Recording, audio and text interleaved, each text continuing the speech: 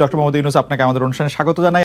আমরা যখন আজকে ব্যারিস্টার সুমনের সাথে আমরা শো করব, তখন অনেকেই আমাদের কাছে জানতে চেয়েছেন এই প্রশ্নটি করার জন্য। আমি একটু ছোট্ট করে এক লাইনে এই প্রশ্নটি করে রাখি যে আপনি আর ফেসবুক লাইভ করবেন কিনা বিভিন্ন সমস্যা নিয়ে, সাধারণ মানুষের বিভিন্ন সংকট নিয়ে। আপনি যদি ছোট করে বলেন, আমরা মূল প্রশ্ন যাওয়ার আগে, এটা সবচেয়ে বেশি আপনার কাছে প্রশ্ন। সংকট কি দেশ থেকে চলে গেছে নাকি যে আমার লাইভ বন্ধ হয়ে যাবে? আচ্ছা, তার মানে আপনি করবেন সংকট যদি থাকে। আমি ফেসবুক লাইভটা তো হচ্ছে কি আমার একটা এই প্রতিরোধ বা প্রতিবাদ করার একটা উপায়। প্রধানমন্ত্রী শেখ হাসিনার সঙ্গে দেখা হওয়া সামনাসামনি, সেটাই আপনার জীবনের সবচেয়ে বড় ঘটনা। আপনি আর শেখ হাসিনা সরকারকে কি সমালোচনা করবেন? আপনি তো শেখ হাসিনা সরকারেরই মানে একজন। আমার সমালোচনা প্রথম শুরু হয়েছিল আমার বাবার বিরুদ্ধে। আচ্ছা, আমার বাবার কার্যক্রম থেকেই প্রথমে আমি সমালোচনা করা শিখি। তো বিষয়টা হচ্ছে গিয়ে যেসব জায়গায় ধরেন আপনারে আমি সাংবাদিক হিসেবে পছন্দ করি, আপনার সাথে আমার 5টা মিনিট সময় কাটানোটা আমিও মনে করি যে এটা একটা প্রায় আমার জন্য একটা প্রিভিলেজ। আই এম অনার্ড যে 5টা মিনিট সময় কাটাতে পারতেছি আমরা।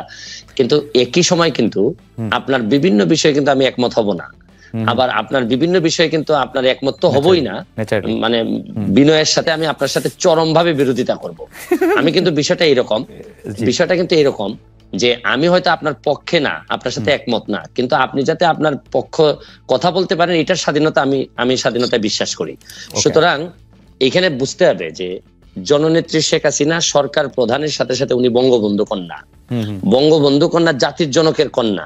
উনার সাথে কিন্তু উনার কয়েকটা আইডেন্টিটি আছে, আপনারা হয়তো অনেকে একসাথে করে ফেলেন।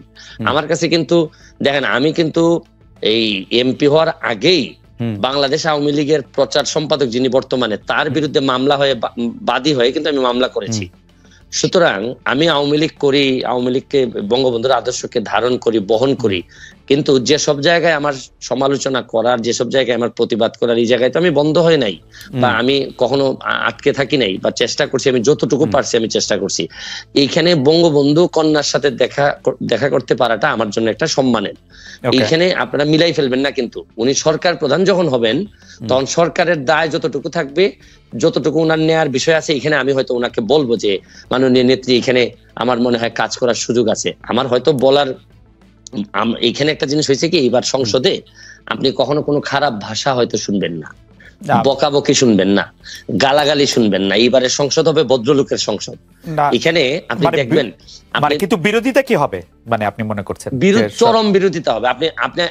কিন্তু আপনি তো অরিজিনালি নৌকা, মানে আপনি নিজেও নিজেরে বলেন, এমনিও বলেন। না, এইখানেই প্রবলেমটা হচ্ছে গিয়ে আমি বঙ্গবন্ধুর আদর্শকে ধারণ করি, এবং আদর্শকে ধারণ করা মানে কি, মানে হচ্ছে গিয়ে উনার যে আদর্শটা আছে এইটা আমাদের একটা কনস্টিটিউশনের মতো, যে হাইকোর্ট কিন্তু কনস্টিটিউশনকে মানে, কিন্তু যখনই কনস্টিটিউশন ভায়োলেট করার বিষয় আসে তখন কিন্তু হাইকোর্ট একটা রুল দিয়ে দেয়।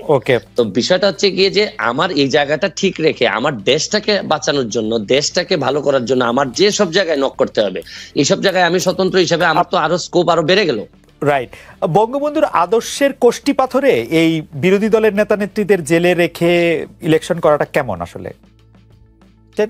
সাইদুল হক, আমি আপনার কাছ থেকে জানতে চাইবো যে সত্যি সরকার চায়, এবং একটি ফর্মুলা এসছে যে আমরা আসলে, আমি বারবার এই ফর্মুলাটি আসলে সরকার যারা সমর্থক, সাংবাদিক, বুদ্ধিজীবী, তাদের কাছে শুনছি যে বাংলাদেশে নাকি দেখতে হবে এরকম একটি ছাঁকনি দিয়ে যে কারা আসলে স্বাধীনতার সপক্ষের শক্তি, কারা স্বাধীনতার সপক্ষের শক্তি দুই, তারাই আসলে সরকারি দল বা বিরোধী দল থাকবে, বাকিরা সব বাদ পড়ে যাবে। এইটি সম্পর্কে আপনার একটু মতামত জানতে চাইবো। আমি মতামত জানতে চাইবো যে সরকার কি সত্যি সব দলকে জাতীয় দল হিসেবে দেখতে চায় কিনা, আপনি এটি কি মনে করেন? আরেকটি প্রশ্ন করব যে আমি দেখলাম যে আওয়ামী লীগ সভানেত্রী যাদেরকে নমিনেশন দিয়েছেন তাদের মধ্যে অন্তত 60 জনের বেশি লোক হেরেছেন, 70 জনের মতো হেরেছেন। এটি কি আপনি সাংঘাতিক রকমের poor and bad and wrong judgement মনে করেন কিনা আওয়ামী লীগের সভানেত্রীর কাছ থেকে? আমি প্রথম প্রশ্নের জবাবে আগে আসি যে সরকার কি এটি চাচ্ছে কিনা যে Awami League B, Awami League C, Awami League D তৈরি হোক বাংলাদেশে? দেখেন, আমি যে উত্তরটা শুরু করার সময় একটা কথা বলতে চাই যে আমি পড়ছিলাম ছোটবেলায় যে অধিকার ছাড়িয়ে দিয়া অধিকার রাখিবার মতো বিড়ম্বনা নাই, বৈধতা দিলেন। এটা হচ্ছে কি আমি ব্যক্তিগতভাবে মনে করি, আপনারা দ্বিমত করতে পারেন না, এটা আমার মত হচ্ছে কি যে আমি যখন যে নির্বাচনে যান আমি আপনার কাছে ক্ষমতা দিয়ে দিলাম, ভাই যান, আপনি আপনার সাথে আমি নাই, আপনার আন্ডারে আমি নির্বাচন করব না। তারপরে এই নির্বাচন কিরকম হয়েছে এটা নিয়ে তর্ক বিতর্ক করা, আমি আমার জায়গায় স্ট্যান্ডিং থাকবো যে আমি শুনেন, আমি যে কারণে আপনার আন্ডারে নির্বাচন করতে চাইনি এটা নিয়ে আমার বিভিন্ন বৈধতা থাকতে পারে, যৌক্তিক ও যৌক্তিক দাবি থাকতে পারে। এই দাবি কিন্তু এখন আর উনাদের কিন্তু এখন আর এই জায়গা নাই। যেমন ধরেন আমি স্বতন্ত্র, কিন্তু স্বতন্ত্র হইলো দুইটা জায়গায় আমার, আপনি আমাকে আনকম্প্রোমাইজিং। একটা হচ্ছে গিয়ে যে আমি বঙ্গবন্ধুকে ধারণ করি, বঙ্গবন্ধুকে বহন করি। আরেকটা হচ্ছে গিয়ে মুক্তিযুদ্ধের সপক্ষের শক্তি হিসাবে আমি নিজেকে দাবি করি এবং এই অনুযায়ী কাজ করি। এই জায়গাটাকে আপনি যদি বলেন যে এই জায়গা যেহেতু আপনি মানেন, তাহলে আপনি বি টিম, তাইলে আমি সম্মানের সাথে আপনার সাথে দ্বিমত করতে চাই। আমার প্রশ্ন হচ্ছে গিয়ে যে বাংলাদেশে এই দুইটা জিনিস না মানার পরে আমার কাছে মনে হয় যে এটা খুবই হতাশাজনক। আপনার সাথে আমার আর বক্তব্য চলে না। ওকে, কারণ আমি এই জায়গায় কোন ধরনের কম্প্রোমাইজ আমি করব না, বরং বিরোধী দল যারা করবেন, ধরেন বিরোধী দল, ওকে, বঙ্গবন্ধুর যিনি মানবেন না, তিনি আসলে এই দেশে জাতির জন্য কে যিনি মানবেন না, বা এই তখন তো বিরোধী দলের আমার এই কনসেপ্টটা আমার কাছে খুবই হেইজি মনে হয়। একটা ছোট ছোট কয়েকটা প্রশ্ন করতে পারি। এক নাম্বার প্রশ্ন হচ্ছে, আপনি ছোটই করবেন, আমি জানি আপনি ছোটই করবেন, আমি জানি এই ব্যাপারে আমার অভিজ্ঞতা আছে, আপনি বলেন। জি, আপনি কি মনে করেন কিনা এই সরকার গত 15 বছর ধরে, গত 5 বছর ধরে বঙ্গবন্ধুর আদর্শ ধারণ করে? বঙ্গবন্ধুর আদর্শ ধারণ করা মানে কি, মানে আওয়ামী লীগের বিরুদ্ধে যেসব অভিযোগ, আমি খালি আর্থিক অভিযোগগুলি আপনাকে শুধু মনে করে দিতে চাই। আমি শুধু মনে করে দিতে চাই আওয়ামী লীগের সরকাররা কিরকম, আওয়ামী লীগের সরকারে যারা ছিল তারা কিরকম আঙ্গুল ফুলে কলা গাছ হয়েছে, সেটা আমি শুধু মনে করে এখানে আমি উত্তর দিচ্ছি আপনাকে।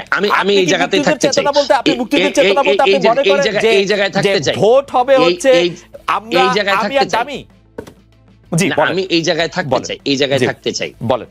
এই যে দুর্নীতি, জি, দুর্নীতি হচ্ছে গিয়ে শরীরটার মধ্যে নিজের শরীরে ক্যান্সার হওয়ার মতো, যে জায়গাটাতে ক্যান্সার হবে এই জায়গাটা কেটে ফেলতে হবে। এখন আপনি এইসব বিষয়ে আমি সারা দিন আপনার সাথে আলোচনা করতে রাজি। বঙ্গবন্ধুর চেতনা, বঙ্গবন্ধুর আদর্শ মানে একই সাথে আপনি এই কথা বলে আপনি দুর্নীতি করতে পারবেন না। এই দুর্নীতি যেদিন আপনি করবেন তখন আপনার এই জায়গাটাকে আপনি আসলে রীতিমতো আপনি এই জায়গাটাকে নষ্ট করে দিলেন। এই ব্যাপারে আপনার সাথে আমার কোনো দ্বিমত নাই। ধরেন আপনি দুর্নীতি বলেন, সন্ত্রাস বলেন, মাদক বলেন, এগুলা তো আলটিমেটলি আমাদের যেভাবে কনস্টিটিউশনের বাইরে যায়, বঙ্গবন্ধুর আদর্শের বাইরে যায়। এই ব্যাপারে আমি কিন্তু আপনার সাথে কোনোভাবেই দ্বিমত করব না। এবং এই কারণেই আমার যে ব্যারিস্টার সুমন হয়ে ওঠার যে গল্প, এখানে কিন্তু দেখেন আমার আওয়ামী লীগ করেও আওয়ামী লীগের প্রচার সম্পাদকের বিরুদ্ধে আমি মামলায় বাদী। আমি আওয়ামী লীগ করেও আমি যতজন মন্ত্রীর বিরুদ্ধে আমি কথা বলছি সবই হচ্ছে গিয়ে দুর্নীতি সংক্রান্ত বিষয় নিয়ে আমি কথা বলছি। আমি বলছি যে এটা কোনোভাবেই বঙ্গবন্ধুর আদর্শ হইতে পারে না। আমার সাথে আমি যুবলীগের আইন সম্পাদক হিসাবে অব্যাহতি পাই কেন আপনি এটাও জানেন যে আমি যুবলীগের আইন সম্পাদক। আপনি প্রথম আমার ইন্টারভিউ নেন যুবলীগের আইন সম্পাদক হওয়ার পর। আমার অব্যাহতির কারণটা কি ছিল? আমার কারণটা ছিল আমি বলছিলাম যে একজন ওসি সাহেব আওয়ামী লীগ করার দরকার নাই। আমি বলছিলাম যে উনার এই মিছিল মিটিং করার দরকার নেই, আওয়ামী লীগ করার জন্য যথেষ্ট পরিমাণ মানুষজন আছে। কিন্তু এই ক্ষেত্রে তারপর আমাকে অব্যাহতি দেওয়া হলো। এখানে একটা মিসআন্ডারস্ট্যান্ডিং থেকেই যায়। আমি বলছি বাংলাদেশের হয়েছে কি, আপনি বাংলাদেশের আদর্শ, রাষ্ট্র, সরকার প্রধান, দলীয় প্রধান, এগুলার মানুষ এমন ভাবে গুলাই ফেলে যে এখন আমরা এক জায়গায় নিয়ে কথা বলতে পছন্দ করি। আসলে কিন্তু আমি সরাসরি প্রশ্ন করি, শেখ হাসিনা বঙ্গবন্ধুর আদর্শ ধারণ করেন বলে আপনি মনে করেন কিনা? অবশ্যই। আর মুক্তিযুদ্ধের চেতনার মধ্যে আপনি বলে রাখছেন, আপনি আমাদেরকে বলছেন, অনেক দর্শক আমাদেরকে দেখছেন, আপনারা শুনলে আসলে দর্শকরা 46,000 দর্শক একসঙ্গে লাইভ দেখছেন ইউটিউব এডিটে, বড় নাম্বার। তো আমরা মনে করি যে সকল দর্শকের সামনে আপনি বলছেন যে বঙ্গবন্ধুর আদর্শ এবং মুক্তিযুদ্ধের আদর্শের বাইরে কোনো কিছু হলে আপনি তার সঙ্গে নাই, আপনি সেটির মধ্যে বলবেন। আমরা এটি দেখবো যে আপনি এটি আসলে কিভাবে এটি পালন করেন বা কিভাবে এটি এক্সিকিউট করেন। নিশ্চয়ই আপনি আমাদেরকে এটি দেখাবেন।